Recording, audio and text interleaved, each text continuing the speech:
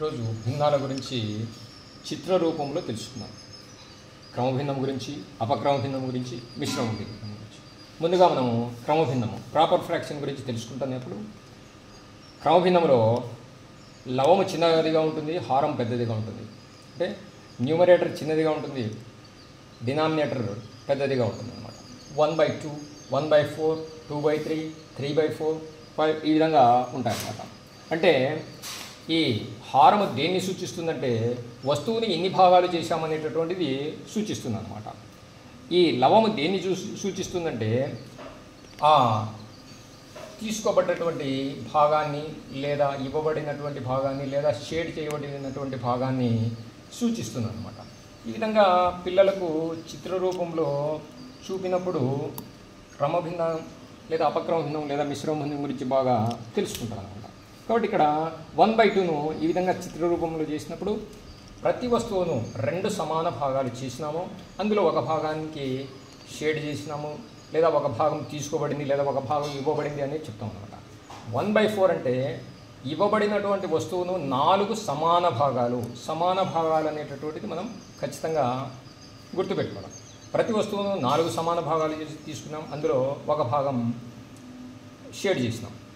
వస్తువును 3 సమాన భాగాలు చేసినాం, అందులో 2 భాగాలకు షేడ్ చేసినాం. 3/5 అంటే వస్తువును 5 సమాన భాగాలు చేసినాం, అందులో 3 భాగాలను మనము షేడ్ చేసినాం లేదా 3 భాగాలు ఇచ్చినామని చెప్పవచ్చు అన్నమాట. ఇప్పుడు అపక్రమ భిన్నం గురించి తెలుసుకున్నాం. Improper fraction. అపక్రమ భిన్నంలో లవం పెద్దదిగా ఉంటుంది, హారం చిన్నదిగా ఉంటుంది. ఎక్కడైనా కానీ లవం పెద్దదిగా ఉంటుంది, హారం చిన్నదిగా ఉంటుంది. ఇక్కడ కూడా సేమ్ హారము ఏదైతే ఉందో ప్రతి వస్తువును 2 సమాన భాగాలుగా చేసి ఎన్ని వస్తువులైనా ఉండొచ్చు. ప్రతి వస్తువును 2 సమాన భాగాలుగా చేసి 3 సమాన భాగాలు ఇస్తున్నాము లేదా 3 సమాన భాగాలకు రంగు వేయబడింది, 3 సమాన భాగాలు తీసుకుంటున్నాము అనేటటువంటిది ఇక్కడ తెలియపరచాం అన్నమాట లవంలో. ఇక్కడ 5/4 అంటే ప్రతి వస్తువును 4 సమాన భాగాలు చేస్తున్నాము. ఇన్ని వస్తువులైనా ఉండొచ్చు, ప్రతి వస్తువును కూడా 4 సమాన భాగాలుగా చేస్తున్నాము. అందులో నుండి 5 భాగాలు తీసుకుంటున్నాము. 5/3 అంటే ప్రతి వస్తువును 3 సమాన భాగాలుగా చేస్తున్నాము, అందులో నుండి 5 భాగాలు తీసుకుంటున్నాము. 8/5 అంటే ప్రతి వస్తువును 5 సమాన భాగాలుగా చేస్తున్నాము, అందులో నుండి 8 భాగాలను తీసుకుంటున్నాము.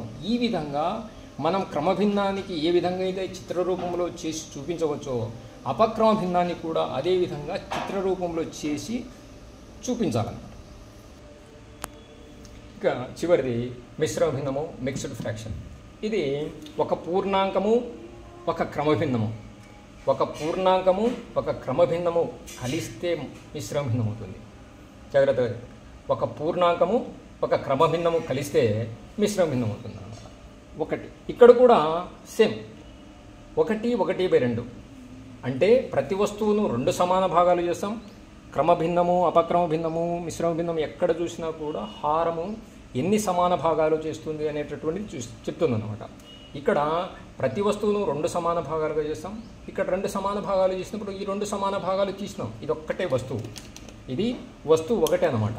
కాబట్టి ఇది ఒకటి, ఇది అర్థం. 2 భాగాలు 1/2. ఈ వస్తువులో 2 1 2 ఇక్కడ 1/4 అంటే 2 1/4. ఇక్కడ ఒక పూర్తి వస్తువు ఇక్కడ 1/3 అంటే 1/3. ఇక్కడ 1 2